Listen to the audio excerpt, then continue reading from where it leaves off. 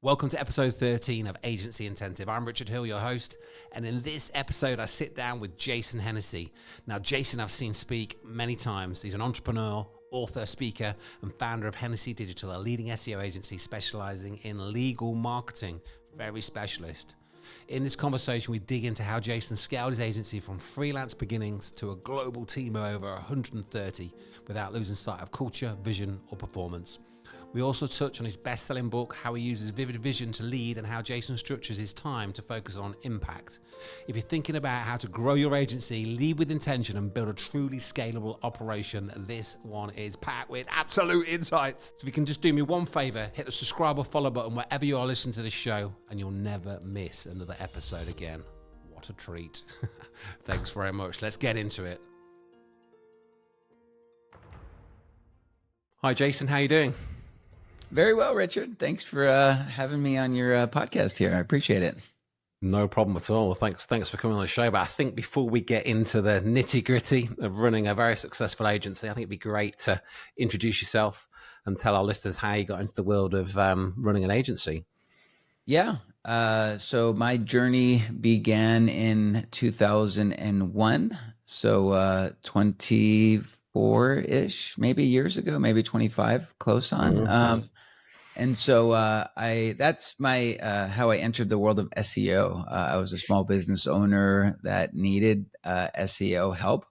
So I taught myself how to do it. That journey, just kind of doing it on my own, lasted a couple years. Yeah. And then in 2008, fast forward about 7 years, I was giving a presentation at a conference. It was a lawyer marketing conference. I was talking about, some of the results I was getting in the world of like e-commerce and other affiliate marketing type stuff. And so that was kind of the genesis of what started an agency. A bunch of the lawyers said, "Hey, this is really awesome. Have you ever considered, doing this for other people?" And so I'm like, "Not really, but give me a business card." And so I ended up leaving that one presentation with about 7 business cards and maybe like 30 grand per month in reoccurring revenue just from one 45-minute presentation. So that's how it all began, I guess. That was a pretty good day then. So you went to do a presentation about SEO as a whole with no sort of preconceptions of sort of selling anything. Correct.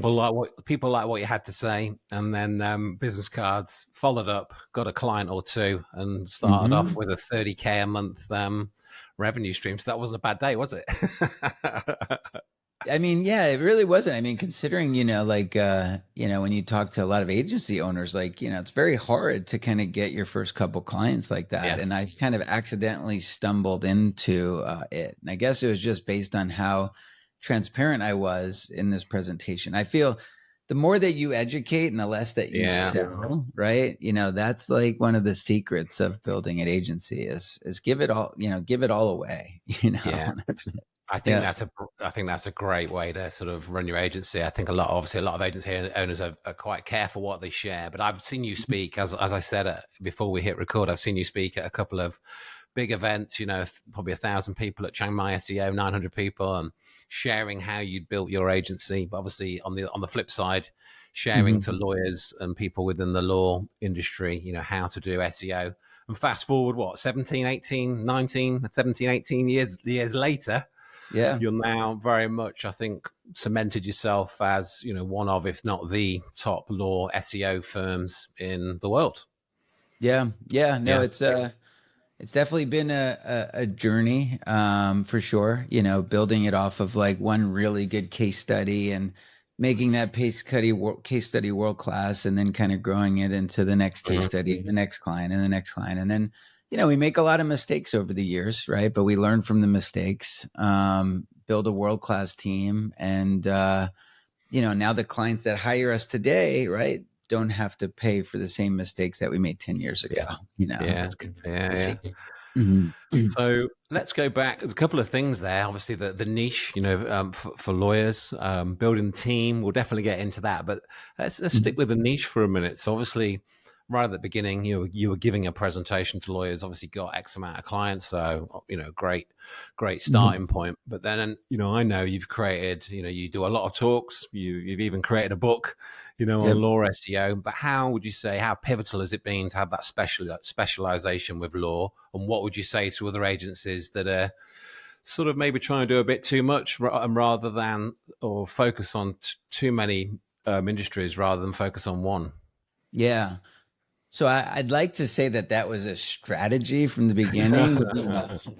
It really wasn't. I accidentally kind of stumbled into that niche, and then there was just so much opportunity in that niche that I just kind of continued to double down, and then just kind of Yeah, market just in that vertical.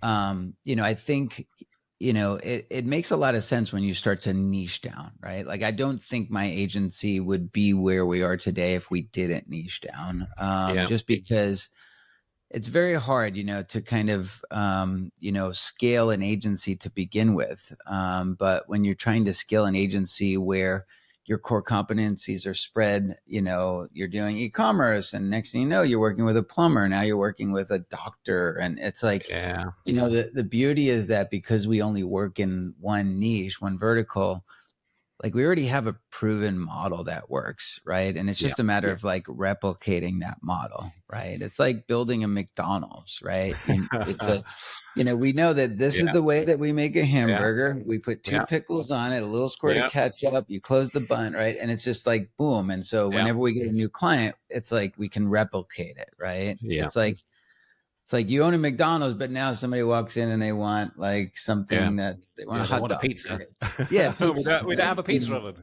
How do we make a pizza? All right, we can hire somebody to make a pizza, but you kind of get the point. Yeah, yeah, yeah. No, I get it. I get it. So obviously, started in law by chance more than anything, but really doubled down, doubled down, doubled down, and really focused on that, and obviously made a name for yourself in that area. But I would say, Mhm. obviously, quite a wealthy industry, quite a tough industry in terms of ranking, competitive. So nice fee structures in that industry, which Yes. I would imagine is obviously key and helps you to then invest that money in growth, operations, people. So I think my notes say you're at about 130 people now. Would that be about right? Yeah, Yeah. that's about accurate. Yeah, Yeah. between 130 maybe 140, I'd say. Yeah. So Mhm. in the space of about 6 minutes, we've gone from setting up, doing a presentation to 130 staff. But I Yeah. think obviously, as I'm sure we all know, it probably wasn't always a sort of a straight line up. Maybe step us through some of the unexpected challenges that you've had across, the years throughout the years, and what you've done to sort of tackle those.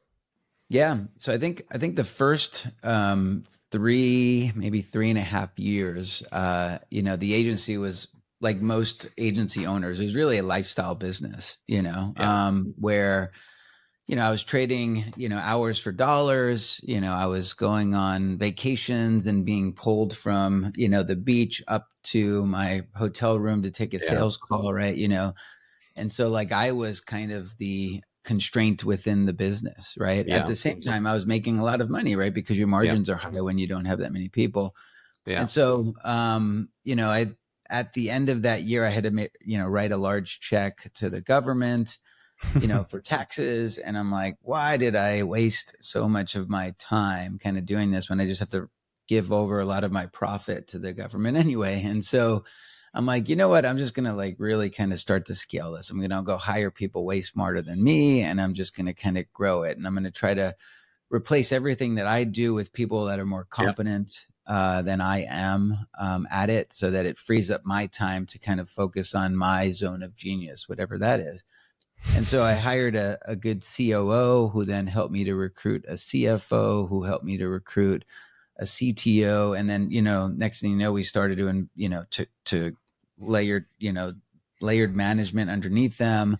And so that year, shortly after, we kind of like doubled in revenue, right? I yeah. think we went from like 4 million in top line to like 8 million, right? So Wow. like it was Yeah, a lot of like big investments, and I was taking a lot less money because I was yeah, reinvesting it into yeah, people, right? And so it was all by design. But the beauty is I was basically freeing up my time to do things like writing books and doing Yeah. podcasts and Yeah. and speaking on stage. And Yeah. so now that I had free time to kind of do that, that really helped to accelerate the marketing and building the personal brand.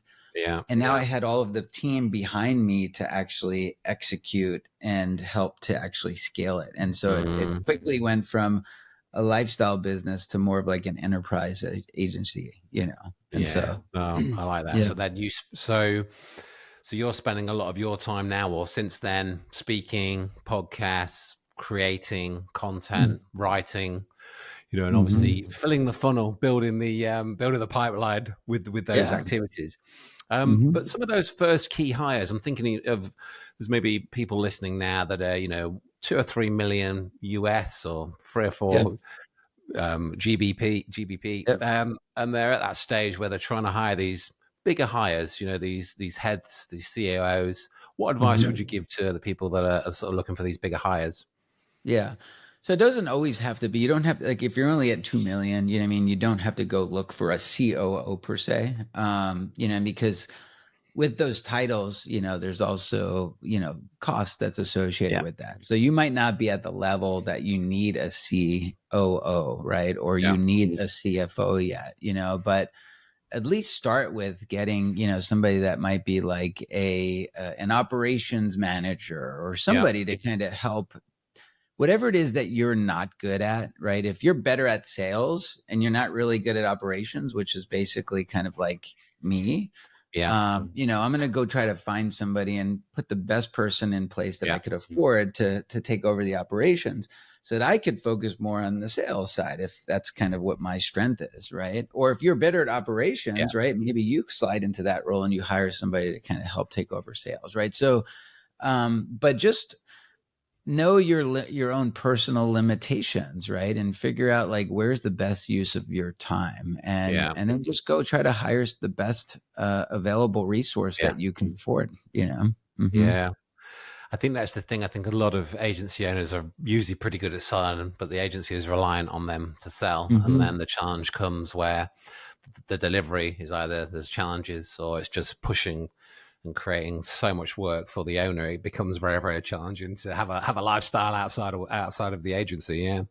Correct. Yeah. I think Mm-hmm. in one of the presentations I saw you do maybe 18 months ago, I think you talked about sort of documenting what you're doing and what you're spending your time on. Mm-hmm. And I know this is more from a personal, I'm quite interested myself. So obviously we've talked about the bigger hires, but then where I think a lot of agencies we speak to are still doing a lot of their own sort of diary management, podcast management. And I know when we liaise with your office, we liaise with your, I believe, executive assistant. Yes. Uh-huh. Yes. How important has that been to you to sort of be able to spend your time on bigger tasks that you should be focusing on, getting an executive assistant? Yeah, that was very key, and it was something that I wasn't even aware of, that I Yeah, needed an executive assistant. It took me going out and getting an executive coach to tell me yeah, that he's like, "Hey, by the way, do you have an executive assistant?" And I'm like, "No." And he goes, "Well, guess what? You are the executive assistant." yep, And and it was so true. And so he told me to do an exercise, which I'll share, now that I think could be very valuable to anybody listening.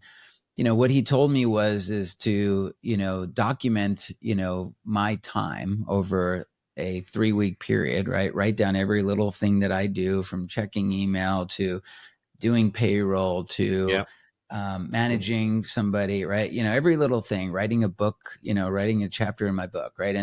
And so kind of just go through and document your whole time. And then from there, you're going to basically put 4 columns on a spreadsheet. And the columns are going to be, are you incompetent? So that would be I. Are you yeah, competent? yeah, C, right? Is this, are you excellent at something? So that would be E. And then U would be unique, right? And yeah, so checking email, I'm competent, right? Doing payroll, I'm incompetent. That's not really my strength, right? Being on a sales call, maybe I'm excellent at that, mm, right? mm, And writing a chapter of my book, that's very unique to me, right? yeah, That's something that only I could do. And then from there, then he said, then just start marking hourly rates. Like, what would you pay somebody to do these tasks, right? So checking email, maybe you pay $20 an hour to do that. Yeah. Maybe you get the point. And so if you kind of go through this exercise, you'll quickly realize that you're probably spending a lot of your time doing $20 per hour task, right? Yeah. Whereas if you can delegate that to somebody else, like an executive assistant, now you can focus more of your time on doing the stuff that you would qualify as $2,000 per Yeah. hour, for example. Yeah. Yeah. So, mhm, Yeah, it's actually something that I've just done, and I've just obviously Mads and Yanis, mhm. obviously they have an outsource and they have a recruitment company, and I've got a job description with them right now. They're hiring my executive assistant right now, Oh, or good. interviewing. So, Mhm. There so you go. I was quite interested in your take on that. But yeah, so obviously that's Yeah. freed up a lot more time for you to focus on the hiring, on the big value tasks of speaking and so forth. Yep. Um, Now, Mhm. when I look at your website, and obviously listening to you speak, culture is a big part of the way of yourself and the way that you run your business. But I'm Mhm. intrigued how you are able to sort of maintain that culture, and some of the day to day things that you do, with you being fully remote. Obviously, 130 people, fully remote. It looks Mhm. like a great place to work. You're doing some great work. You've got some great clients. What are some of the things you do to maintain that culture as an agency? Yeah. So I think, culture is one of those things, like, you can kind of say that you've got like a culture, right? You can say that these are our core values, right? And you spit out a couple big words, right? Yeah, But yeah, if you're actually truly not living the core values, like I think people can notice that, especially your employees, right? yeah, And so we truly live and die by the core values that we set forth. One of them is, have fun, don't be a jerk, right? I fired a client because they were being a jerk to, yeah, a couple of our staff members. And this was a big yeah, client. And I took yeah, the initiative to jump on a call, and I ended up firing the client. And that went a long way for the whole team, right? Just yeah, because, like, yeah, it took the yeah. CEO to Respect. recognize that this Yeah, client wasn't living within our core values that we yeah, believe in. And so let's get that toxic, area yeah, out of the business, right? So when they see that it's coming from the top down, but also from the bottom up, that's kind of what builds the culture. Other things that we've done is we've hired, a senior VP of people success, and so her whole mission is to make sure that we actually make the lives of our team members better. As we yeah, get more resources and more budget, what can yeah, we do to kind of to strengthen the lifestyles of our team? mm, And so I believe in the model of, like, if you really take good care of your team first, that's priority number one, right? Then they will help you take care of your clients. And that's the yeah. definition of a successful company, in my opinion. Yeah, no, I'm with you on that. I think I saw a post maybe a couple of months ago where you'd fired a client for Mhm. being a jerk, as you put it. Yeah, yeah, Yeah. yeah. Hmm. And Yeah. obviously, your team respect that. Obviously dealing with that client customer Yeah. firm on a day to day basis, and having to deal with maybe completely unreasonable behavior, which is just obviously against your culture, against your values. That's Absolutely, right. yeah, yeah, and it Hmm. obviously just demonstrates to them, doesn't it? Oh, Jason actually does give a damn about these values. He's fired this client based on the fact that they're we would call it knobhead probably in the UK, Yeah. but Yeah. Hmm. So yeah, true. okay. So no, great. Thank you for that. So let's change of direction for a minute. AI. Yep. I'm really intrigued. What Hennessey Digital, what you guys are doing in terms of sort of adopting AI, sort of Hmm. one for clients. There's the client side. Obviously, search is changing or changed. I would say it's probably it's changed, and where we need to Yeah. be for clients, and and the visibility for clients. That Hmm. side, but then also how and what you're doing within your agency to maybe streamline operations with AI. Yeah. I think, it's something where change is the only constant, right? And so you either look at AI as a threat or an opportunity, right? I Yeah. think if you are looking at AI as kind of like a threat, you're going to quickly find yourself out of business, right? And so for us, we embrace change. We're always at the forefront of new Yeah. tools, new Yeah. technologies, and so we even had to do something internally. We call it our own hackathon, where we basically give our engineering team a couple days to kind of innovate and to come up with new technologies that will make our Brilliant. performance either more efficient or more effective. Yeah. And so sometimes, big ideas come alive as a result of that. One of which was we built it's called HD Translate. And so this was basically developed during one of our hackathons where a couple of our engineers kind of came up with this concept. And so we were able to basically take a full website and translate it into multiple languages, where it basically keeps the same internal link structure. It adds all of the correct schema, it adds all of the correct hreflang tags, all of that kind of stuff. And so now basically, if you've got 2,000 pages in English, it automatically will basically convert the website and actually build out a .es Yeah. subfolder if it's in Spanish. And now you've got 2,000 pages in Spanish, right? And so that's kind of like the result of us kind of always looking to kind of be innovative. The other thing that I like to do as well is I don't pretend to be the smartest person in the room, and I don't pretend to always have the smartest people in the industry that work for me. And so, I have a budget to go out and to bring in outside people. I call this outsourcing genius, right? And so I will bring in outsiders that are world class at something Yeah. different and get them to come in and maybe audit our work or come up with a different way of doing things. And so, a lot of times people they have big egos and they can't appreciate that, sometimes it might take an outsider that you can't Yeah. afford on the market to come in and kind of give you new ideas. Right. So just being open Yeah. to change and bringing in Yeah. additional resources, So bringing in maybe once a month, once a quarter, different expertise that's Mhm. not an existing team member. Somebody to do a project, a piece of work, to audit a piece and look at how we're doing technical audits, or in this case, what can we do with agentic AI, for example, or what can we Correct. build? We've got the experts, but they may be really busy doing the day job, looking Yep. after clients and very busy. Let's not miss this opportunity. So engage a team of experts or an expert.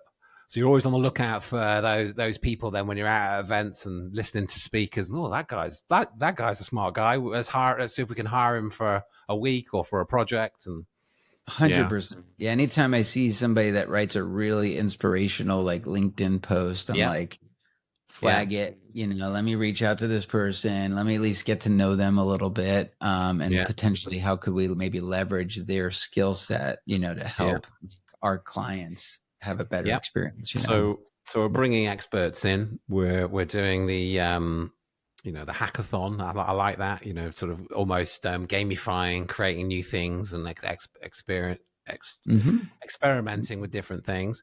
But in Yeah. terms of say AI and the way that obviously people are maybe searching for a lawyer in a certain city in Yeah. America, in the US, is there anything you're doing specifically? It's probably more SEO focused, but what are you doing in terms of, have you had to sort of change your approach this last sort of 6-12 months in terms of the strategy for SEO? And obviously the index looks quite a lot different now with different AI overlays, overviews. Sure. Yeah. I think, what I'm noticing early on, right. And this is only like the first inning of what we're about to see.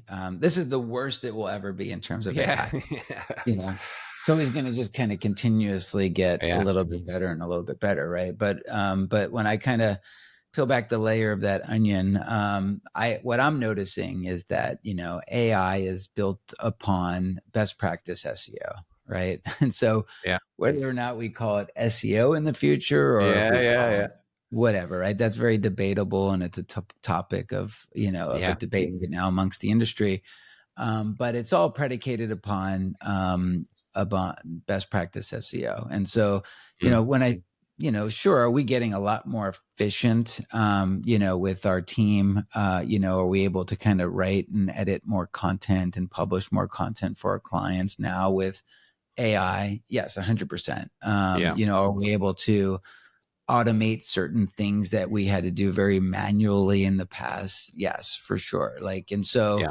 it's a game of inches. And so, I'm just allowing my team to come up with better ways within their own respective departments to leverage AI, whether it's Yeah. accounting or whether it's link building or whether it's operations. And we're very open and receptive to change. Yeah. But it's not just like, hey, let's just like change our systems and processes today. And then all of a sudden there's a new tool like next month. Like that, you can put yourself out of business if you start innovating Yeah. quickly. Yeah. But we're very open and very agile Yeah. company. Yeah. Yes. I think this is the thing, is that people that have been doing this a while, obviously you've been doing this a long while. It's just Mhm. SEO, isn't it? It's changing, it's moving, and the latest and greatest is AI within that. Obviously, it is a massive opportunity, but it Yeah. is very much, no doubt, why you're still very much at the forefront of what you do, because you're adapting no matter what is happening in the industry. If it's not AI, it'll be something else that's changing search. You're just adapting, investing. You've got people that are doing your hackathons. You're bringing expertise in to test, to try. Yeah, it's exciting though, isn't it? I find at the moment, we're doing a similar thing where we're doing what we call the AI games. Our 4 departments within our business, we've given them X amount of time, and we're sort of gamifying the 4 departments. And then in about 6 weeks' time, we're going to have a half a day where we get the whole company together, and 4 sort of captains of those teams will present their ideas around what they've built with AI to help their department. So that's quite exciting as well. Yeah, it's very similar. It's like what Yeah, we're yeah, doing. Yeah. So yeah, that's yeah, sounds like you're on the right track there for sure. yeah, yeah. So obviously, I'm aware of yourself from your speaking engagements, and from Mhm. there, obviously, saw you speak in Vietnam. Then I saw you speak in Chiang Mai. Yep. Um, and I think it's a good topic to cover in on an agency podcast about sort of personal branding, agency owners. I think quite a lot of agency owners are, they've got their head deep in the work, and they're maybe not as, they know they should speak more, they should do more, but they maybe don't. I'm probably one of them, to be fair. I'm quite happy behind the scenes, but I know that I should put myself forward a little bit more.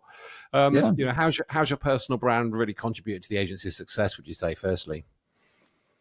Yeah, I think that's been a big part of our growth, right? Yeah, And it's not like every story has to have somebody that has a yeah, personal brand that's kind of leading the pack. There's a yeah, lot of successful agencies that don't have a figurehead, if you will, that's kind of like behind it. But for me, I enjoy this. yeah, yeah, I get a lot of compliments, on some of the talks that I do, and so yeah, it gives me more energy to do more of it. yeah, And so I just kind of just leveraged that, and I enjoy speaking, like to you, like Richard. I enjoy jumping on podcasts and stuff like that, and you never know like who's listening, right? yeah, There's 2 different sides that can come from this, right? Somebody might be listening to this podcast right now and they're like in their early days of building an agency, and so like the stuff that we're talking about hopefully can inspire them to kind of get to the next level, right? yeah, That's option one, and then the other side is like, hey, maybe they reach out to you or they reach out to me and they want to work with us too, right? And yeah, that's the other side of this, yeah, right? And so yeah. it's just it's been a good journey.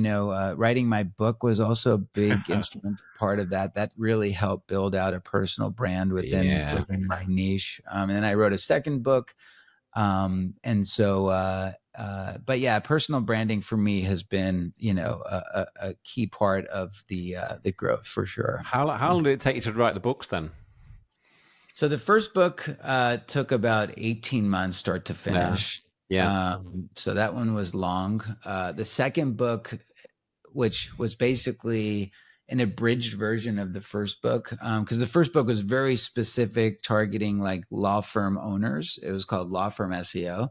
Yeah. The second book was called Honest SEO, and I figured I spent so much time writing this first book that a lot of this stuff is really applicable to any small Yeah. business. So let me just kind of, write an abridged copy of Law Firm SEO and kind of Mhm. make it so that if you're a e-commerce agency owner, if you're any type of other business, it'll be applicable to you. And so that one took a little quicker than the first one. Yeah. Yeah. I think Mm-hmm. it's a real good, it's obviously a real positioning piece, isn't it? A book. You go to an Mm-hmm. event, or you're the author that they find via Amazon or wherever it may be, or you go to an event and have you got my latest book, sort of thing. It's like not everyone's going to have a book, are they? Where obviously Yeah. most industries or most agency verticals are quite crowded, no matter what you're doing, really. But obviously, if you've got the book, you've got the podcast, or you're on podcasts, it differentiates you from a lot of other people. Yeah, yeah, It's that, but it also has the SEO impact too, because like as we all know, like EAT signals are very strong, yeah, right? Expertise, authority, and trust. And so, yeah, when you have a book, then it helps you qualify more for a knowledge panel. It helps you to get on more podcasts. And those are all the yeah, signals that, that we all know that Google is looking at. And not just Google, a lot of the AI overviews too, yeah, like they're all looking yeah. at the same data points too, right? So, Yeah, mhm. that's where a lot of the they're looking for high authority sites, aren't they, to build those overviews. So obviously, Yeah, if you're an author, and that's a great signal, isn't it? Yeah, yeah. that's exactly right. Yeah. Okay, so what would you say? So obviously, spoken, I don't know how many times, but probably 100 times, Yeah. hundreds of times, written a Uh-huh. couple of books. Yeah. Maybe could you share like a story of maybe where maybe you spoke and some amazing opportunity came from it? Like I always like to hear these sort of, well, I did this talk and, and I thought that was it. But then about 2 years later, it just so happened somebody was in the audience that, is there like, have you got any stories of sort of crazy Yeah, sort of opportunities? there's been a lot of stories, small and big. Yeah. I think I gave a presentation in, I want to say it was like South Carolina. It was to a group of lawyers. It seemed like a small group of lawyers. And, you know, I ended up meeting one of our biggest clients, at that Yeah. event that turned into, over $100,000 per month in recurring Wow. revenue just from like Yeah. me giving a presentation. So that talk about the Yeah. ROI of a Yeah. Yeah. speech, that's very powerful. And then there's also times where, I've been on a plane, sitting in my seat and I look over and there's somebody reading my book, like a couple rows up, right? And Yeah. Yeah. so, that's very rewarding when you kind of Yeah. see the universe, receptive to, your body of work, right? So Yeah. That's that's always incredible, fun isn't stuff. it? Yeah. So you're Mhm. sat there on a plane, just minding your own business. You look across, and Yeah. somebody's reading your book. Yeah. It was a bright red book. And I'm like, who's that? That looks like mine. Oh, it is my book. And then I ended up going up to him when we got off the flight. I'm like, that's an amazing book. He's like, yeah, Yeah. have you read it? I'm like, I wrote it. It took me 18 months to write that I bet book. you couldn't He's like, believe it. he's like, no way. And it's like, I'm And like, he was yeah, like looking for the picture. But your picture was on the back, was it? Sort it's of on thing. the Yeah. back. Exactly. Yeah. And, Yeah. and Yeah. so, Oh, yeah. that's brilliant. Mhm. So there Yeah. you go, listeners. I think obviously putting yourself out there, speaking at events, we say this a lot on a lot of episodes, but speaking at events and obviously writing a book, it's a Mhm. brilliant, brilliant way to position yourself. So Yeah. obviously started, those first few clients back in, I think in 2008, you said, to now, 130 people, business is good. But what Mhm. I'm interested to talk about is when things get a little bit hard, things get a little bit tough, and I think, have you ever sort of experienced sort of burnout, a real tough time? Yeah. How did you navigate that? Yeah. That's all par for course, in terms of business, especially agency. Yeah, I remember one time, I had a client call me up and they're very upset. I don't know, something happened with the website and, whether it was a form or something, right? Something ended up breaking on their website.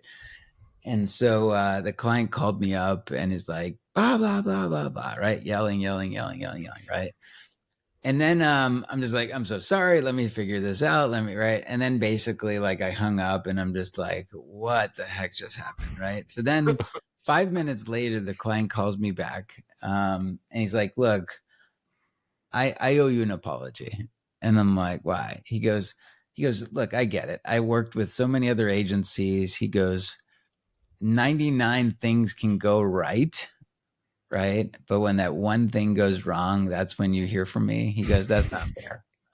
He goes, I owe you an apology. Like, Yeah. like you've been a great partner of ours and I appreciate what you guys do. And I was just irritated because I woke up and I realized that my form was broken. But, for everything else that you guys do, I appreciate if we could just kind of get that one thing fixed. That'd be great. And it's the truth, right? Because owning an agency, you could have 99 things going well, right? Everything's Yeah. great. Like your traffic is up, the leads are up, right?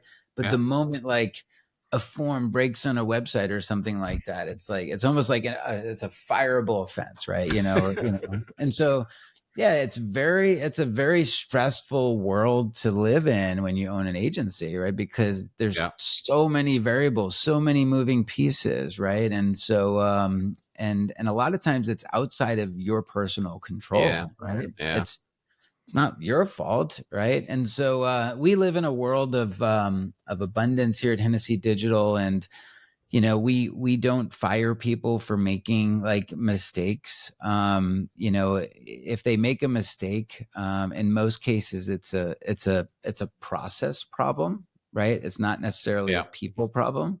Yeah.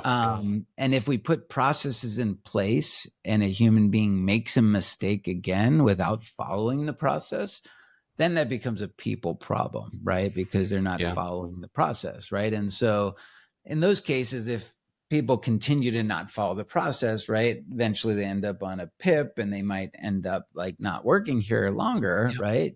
But a lot of times we appreciate and we reward when people actually make some mistakes that force us to improve our Yeah. processes. Yeah. Hmm. Yeah, I think in both the talks I saw you do, you sort of talked about your own sort of obviously working very, very, very, very hard, and maybe I've been through those times where you sort of maybe neglect yourself because you're so busy, looking after your team and trying to pay the bills and so forth. Hmm. What are maybe Hmm. some things you do now when you're for yourself outside of Hennessy Digital that sort of keep you on the straight and narrow, and what some of your hobbies and some of the things you do when things are a bit tough and you want to get away from the office? Yeah. I mean, I'm a family man, Yeah, and so I spend so much time, with my kids and traveling. Just like you mentioned yeah, earlier, where yeah, you're taking your son to Chiang Mai, right? Or you yeah, took him already? yeah. Took Yeah, one last year, then taking yeah, another this year. Yeah, yeah. yeah, That's the most rewarding thing I think that I get the greatest pleasure from is being able to kind of see the world again through my kids' eyes. And yeah. so getting on a plane and traveling. In fact, me and my son Zach are coming out to Manchester. I'm not sure if Ah, that's close to you, yeah. A but couple of hours. Yeah, yeah. So I'm coming out to Manchester to do a mastermind with a couple high end SEOs, and so my son and I are going to fly out there and we're going to spend some time. My son's actually going to do a semester abroad in London, ah, and so oh, we're going to go to fantastic. London and tour the school. And so Yeah. like that's the kind of stuff. I just took my daughter to a Katy Perry concert and my son. And so that was just this past weekend. Yeah, So that's really where I've filled the gaps in on some of my personal time is doing stuff yeah. with my family like that. I love it. I love it.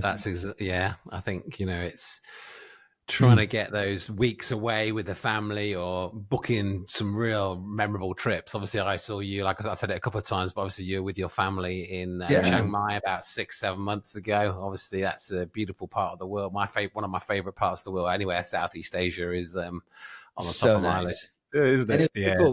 We took 36 days to travel like Asia. Wow.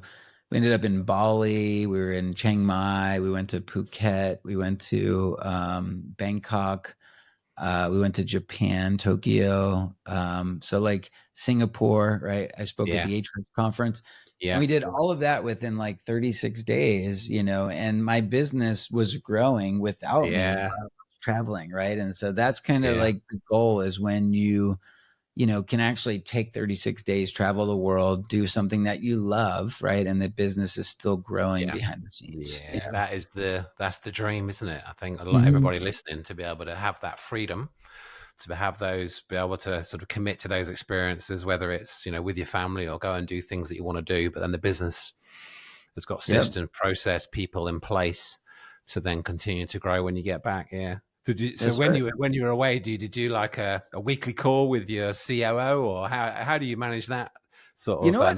There really wasn't much. Like Yeah, because my assistant was checking my emails, yeah, right? There's nothing on my calendar for that period. yeah, And so if something like I've got a really good system with my email, right? So like if something ends up in an immediate attention folder, right? If yeah, something happens, comes in my immediate attention, then she'll give me a call or she'll send me a text message and then I'll yeah, jump on. But for the most yeah. part, if nothing is ending up in my immediate attention folder, You I'm know, free to kind of do what I need to do.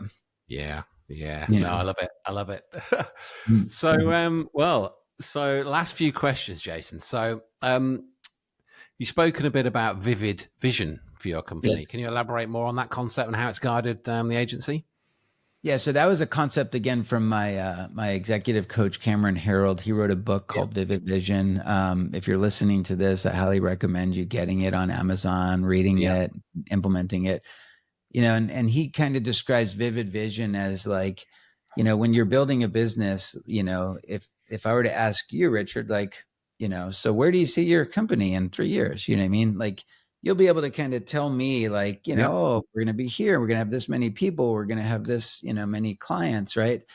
But that story might change if another person asks you like next week, right? So like you have to kind of like document what your vivid vision is, right? And yep, so once you document it, right, then everybody in your entire organization can see it. All your clients can see it, all your partners can see it, yep, everybody, right? And all your staff, especially because they have to help build the vision, right? And so I highly recommend, going out and documenting what your company is going to look like in the next 3 years. And our yeah, vivid vision is on our website, Hennessey.com. You can see it. I think it just says where we're going.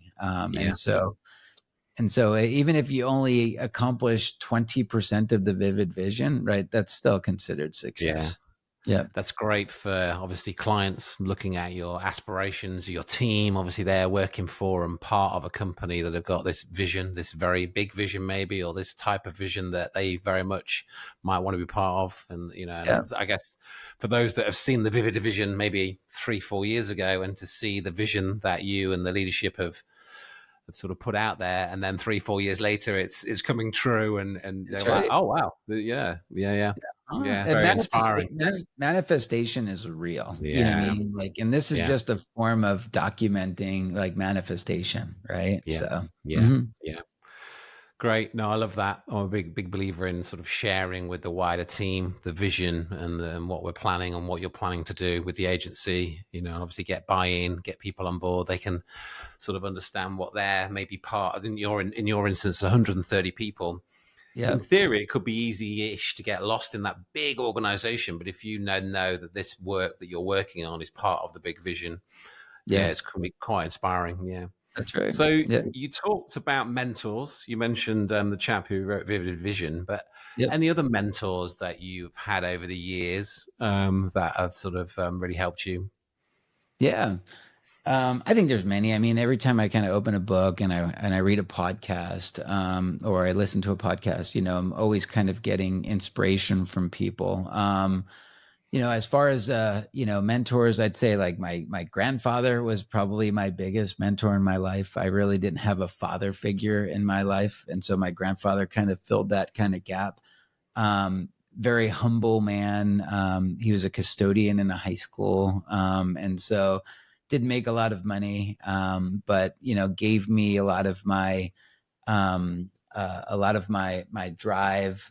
He gave, he showed me the right way to treat others and Yeah, respect and manners and yeah, ethics and all that stuff. And so like, I think you're based upon, your character and how you show up in the world. And I think he's a testament to the character that I am because of the way I yeah, was raised. yeah, And so because I didn't come from a lot of money, that gave me all the drive that I needed, all that hunger, to go out and to prove, that I can kind of build this. And so that's been the mission that I've been on. Yeah. And so, yeah, a lot of that is a testament to my grandfather, who was probably my first mentor, and I didn't know it at the time. Yeah. Yeah. Oh, Mhm. that is lovely. Thank you, Jason, for sharing that. Thank you. So Yeah. Mhm. I think we'll last couple of questions and then I'll Sure. let you go. Okay. So Yeah. for those that are looking to scale, I think we talk about in our agency and at the agency intensive, hitting these plateaus of whether it's we've hit the million but we're struggling to get to the 1.5, 2 million, or Yep. we've hit the 5, but we've been doing 500,000 a month for the last 3 years. We just can't seem to move the needle. What are Yeah. maybe a couple of bits of advice that you would give to agency leaders about really sort of going past that next plateau, through that plateau? Yeah. So for me, like when we got to like 5 million, I didn't even know how the heck we ended up there. Truthfully, it was all kind of an accident. Like, that we didn't really set goals. Like, it was just like, we just showed up Yeah. every morning and we just kind of got to work. Yeah. But going from 5 to 10 million, like, I knew that I did not have a plan for that. And that's the Mm, time to make a lot of mistakes, and you could probably put yourself out of business by, mm, because now it's dangerous. You've got a lot of money coming in, and if you don't execute it correctly, you can make some very critical mistakes. And yeah. so that was the time that I ended up bringing in the coach, right? And finding like a business coach that can kind of show you the way. So I think if you're at 5 million, you're trying to get to 10 million, or you're 1 million trying to get to 3 million, maybe go out and try to find somebody that's already done that, Yeah. right? Yeah. That can give you the cliff notes and the shortcuts on what to Mm, do, but yeah. more importantly, what not to do, right? That's where I think you get the biggest reward with having a coach, is them telling you what not to do and talking Yeah. you out of things, and holding you accountable, somebody to hold you accountable. Yeah. Mm-hmm. Give you a bit more of a straight line. Yeah, rather than make a few too many mistakes. Maybe that, like you say, when you're at the bigger numbers, you make some big mistakes. It can be, quite fatal, can't it? If you potentially Of course. Yeah. lose a lot of cash flow, lose some big clients, lose big team members. You're not working on the culture. You just focus completely on the revenue. Yeah. Yeah, it's like a balance. Yeah, yeah. So, Exactly. yeah, Mm-hmm. lovely. So, Jason, it's been an absolute pleasure having you on the show. I like to finish every episode with a book recommendation. Do you have a book to recommend to our listeners? So one of my favorite books actually is a book called Rework. It's by Jason Fried and his partner. They wrote the book. It's very short chapters. There's a lot of visual kind of like illustrations, My but kind it's of book. just short, concise, but impactful, right? So you Yeah, feel a sense of accomplishment when you read like a yeah, 3-page kind of chapter, and it's just like no yeah, fluff. Just as like, here's the bang, right? Just take it. yeah, Okay, yeah, let's move on to the next chapter. And I just thought that was just very like inspiring. And so that was kind of how I modeled my book. When I wrote my book, I just wanted to kind of give more bang to yeah. the Straight investment to in the every point, chapter. actionable. Mhm. Yeah. Yeah. No, great. Well, we'll hook that up in the show notes. Well, thanks for Awesome. coming on the show, Jason. For those that want to find out more about you, more about Hennessey Digital, what's the best way to do that? Yeah. So I'm pretty active on LinkedIn. Be Yeah. sure to follow me on LinkedIn. Also, I do a lot of video content on Instagram, and you can check us out at Hennessey.com, HENNESSEY.com. Well, thank you so much, and no doubt I may see you again somewhere in Southeast Asia over the coming year or so, or maybe in Manchester in a few months' time. Sure. Yeah, I look forward to it. Yeah. Yeah. Thank you for having me, Richard. Appreciate it. Nice one. Thank you. Cheers. Cheers. If you enjoyed this episode, hit the subscribe or follow button wherever you are listening to this podcast, so you're always the first to know when a new episode is released. Have a fantastic day, and I'll see you on the next one.